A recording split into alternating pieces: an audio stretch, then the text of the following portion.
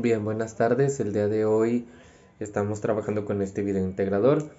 Vamos a estar repasando un poco diversos conceptos y diversos temas que ya hemos estado revisando en clase para integrarlo en un caso que yo detecté en mi escuela de prácticas.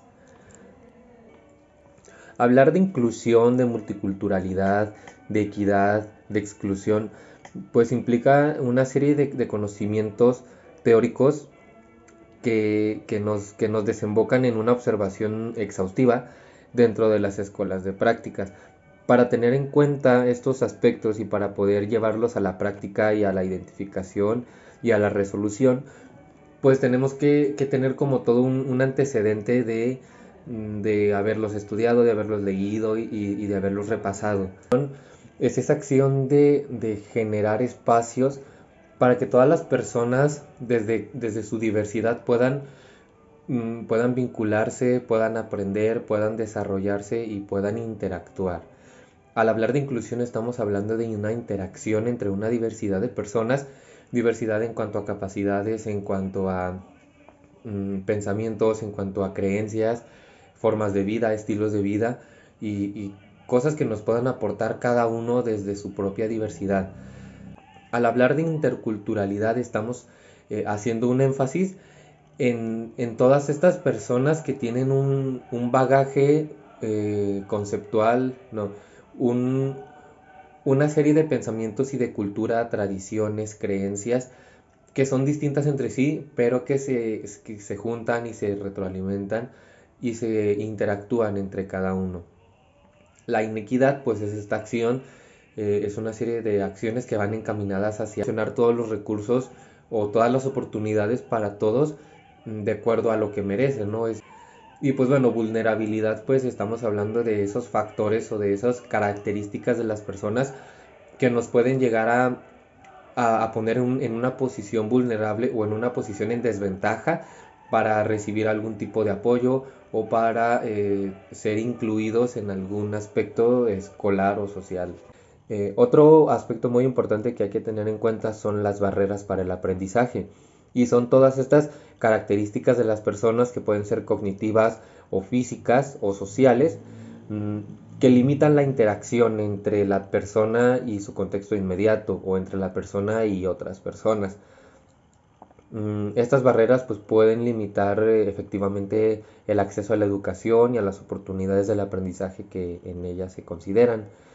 Mm, Las barreras del aprendizaje pues pueden ser, ya hablando de la educación, pues pueden ser metodológicas, pueden ser de infraestructura. Ahora, referente a las causas de la exclusión, ¿por qué una persona es excluida de algún espacio, de algún entorno? Hay varias formas por las que se puede explicar esto. Una, por los esquemas de pensamiento que se tienen, en que si tiene ciertas características es normal, si no, no es normal. Entonces, esta interacción con la diversidad no está o no había estado hasta hace algunos años tan normalizada que todos estos aspectos que se consideraban anormales eran vistos como raros. Pero para que ya no sucedan estas cosas, se han proclamado una serie de leyes que ya estaban y ahora se están modificando y se están creando nuevas leyes. Que bueno, primero la inclusión tiene que ser vista como un derecho, ¿sí? Y bueno, el artículo 33 nos habla sobre los programas de capacitación que se deben de tener para atender a la diversidad. Otro aspecto muy importante es la Convención sobre los Derechos del Niño, en el que se dispone que todos los niños deben ser respetados sin ninguna excepción. Es la Convención sobre los Derechos Humanos de las Personas con Discapacidad, en la que su propósito es promover y asegurar el goce pleno de las condiciones de igualdad que todas las personas debemos de tener. La Constitución Política también en el artículo primero establece que todas las personas deben de gozar de los derechos humanos que están escritos en la Constitución y posteriormente el artículo 3 establece que todas las personas tienen derecho a recibir educación y que la enseñanza que imparte el Estado pues debe desarrollar armónicamente todas las facultades de la persona. Ya dentro de la revisión de la literatura, por ejemplo, Gerardo Echeita nos tiene una cita muy interesante que nos dice: difícilmente puede haber una escuela inclusiva en una sociedad excluyente. Y bueno, Esta cita tiene mucho de qué hablar porque hace rato mencionaba algo acerca de los esquemas y las estructuras del pensamiento que se van transmitiendo y que se siguen reproduciendo en las familias mexicanas. No en todas. Si recordamos la cultura escolar, la función social de la escuela, ¿cuál es? Pues es generar, no, propiciar un espacio para el desarrollo de los nuevos ciudadanos, ¿no? Para formar esos nuevos ciudadanos. Pero bueno, la escuela también está inmersa dentro de una sociedad que no es incluyente, entonces es una tarea difícil. Se dice que los niños son muy fáciles de convencer y de enseñar pues hasta cierto punto encaminar, ¿no? Sus acciones, pero la verdad es que no es así. Es difícil tratar con niños donde en casa siguen reproduciendo este tipo de discriminación hacia las personas con barreras para el aprendizaje o la participación social.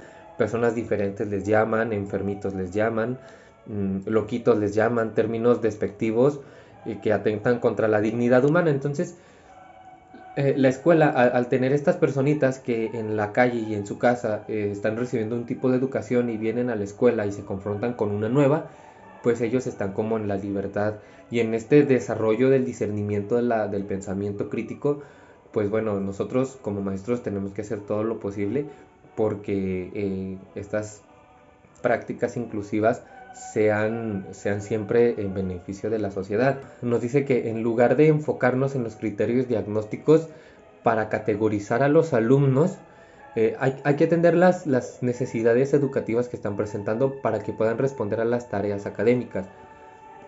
Esto tiene una parte de análisis muy importante porque él nos está apostando a que nos vayamos directamente a las necesidades y no tanto a categorizar a un alumno. Y creo que en parte tiene razón, pero creo que tiene un marco interpretativo más amplio. No se trata de categorizar a un alumno o etiquetar como un niño con autismo, niño con barrera para el aprendizaje, que niño con síndrome de Down. O sea, no se trata de etiquetar, se trata de identificar, porque es importante tener un diagnóstico para saber qué medidas se van a tomar con ese niño, ¿verdad? Con esa niña. Bien, ahora para hablar sobre el caso que yo detecté en mi escuela de prácticas, bueno, en una escuela primaria que se llama Ignacio Ramírez, perteneciente a la comunidad, al municipio de Villaguerrero, Jalisco. Esta escuela es de organización completa, tiene un grupo, un grado cada maestro, hay grupos A y B, tienen dirección, tienen muy buenas instalaciones, muy completas. Tengo un quinto grado, la mayoría de mis alumnos está entre los 9 y los 10 años. Aproximadamente son 6 alumnos varones y 15 mujeres aproximadamente. Son 21 en total. Y bueno, el caso que yo detecté, no tengo alumnos con barreras para el aprendizaje. Bien, el caso que yo detecté son dos compañeras, dos niñas, dos alumnas que trabajan un poco más lento. Ellas tienen un ritmo de ejecutar las actividades más lento que el promedio de sus compañeros. Son 4 filas, ellas están en las últimas dos. Y bueno, este tipo de barrera que ya están presentando parece que no les ha afectado hasta ahora. Yo quiero pensar que no les ha afectado. Bien, esta barrera tiene que ver el impacto con la comprensión total de los contenidos. A pesar de que están realizando sus actividades, mmm, yo he identificado y he visto que sí han comprendido los contenidos en cuanto a la clase, pero ya estamos, si ya hablamos de una tarea, de una actividad que se dejó, que no se terminó y se dejó de tarea, entonces es cuando probablemente ya no estén teniendo la comprensión total o no se puedan acordar de lo que se revisó en la clase. Yo no podría decir que es un bajo rendimiento, no se trata de eso. Sus actividades son de tal calidad como las de sus compañeros, no obstante las realizan de una forma más lenta. Bien, el hecho de no terminar sus actividades al mismo tiempo que sus compañeros mmm, puede crearles una desventaja en la que podrían no revisársele la actividad. Depende del maestro. Entonces, quiero pensar que sí están haciendo las actividades. Aquí una desventaja es que todos los alumnos son muy participativos. Tengo un grupo que es muy activo, es muy participativo. Hay varios líderes. Y esto da pie a que cuando estoy solicitando apoyo de los alumnos para cualquier actividad, todos están levantando la mano, la mayoría, y ellas no. Ellas siempre están entre ellas dos, haciendo lo que tienen que hacer, pero no son muy de participar.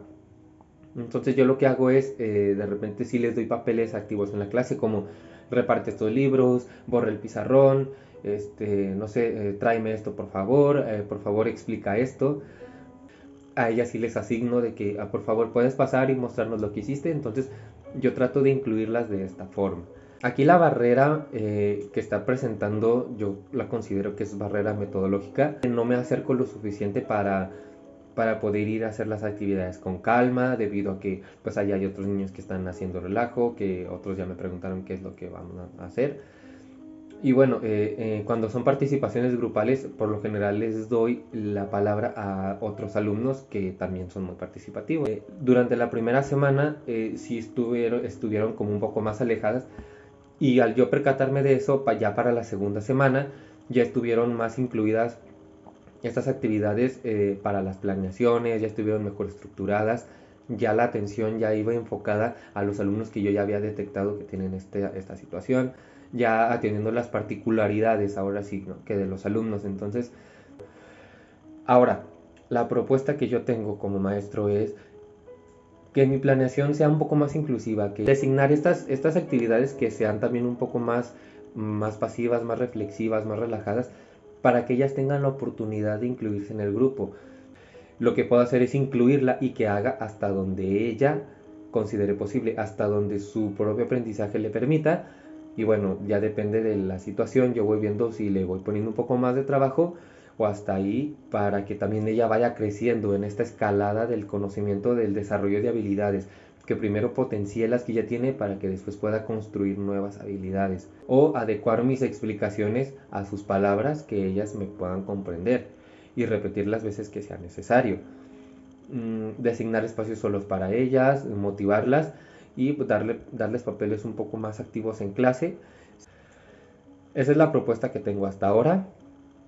Mm, Todavía tenemos la segunda jornada de prácticas, así que pues vamos a ver qué es lo que se puede lograr.